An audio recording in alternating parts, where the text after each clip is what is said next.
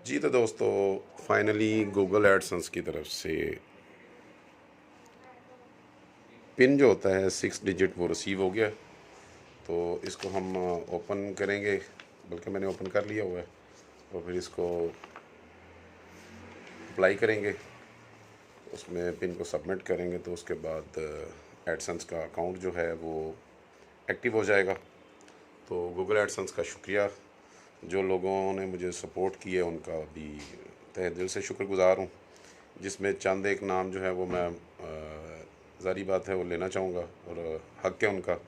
जिसमें बहुत शुरू में मेरे साथ ज़ोया ज़ोहरार और उसके बाद एज उर्दू, खैर मेरे साथ पुराने थे। और उसके बाद जो हैं रिदा का किचन और हुरैन ब्यूटी हब हैं, उसमें HR मेहंदी डिज़ाइन और समीना की दुनिया। उसके बाद काफ़ी दोस्त साथ मिलते गए और ये सफ़र जो है यहाँ तक पहुँचा।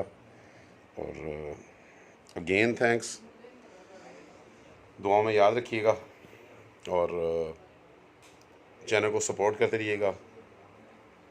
थैंक यू, अल्लाह हाफिज़ और थैंक यू यूट्यूब।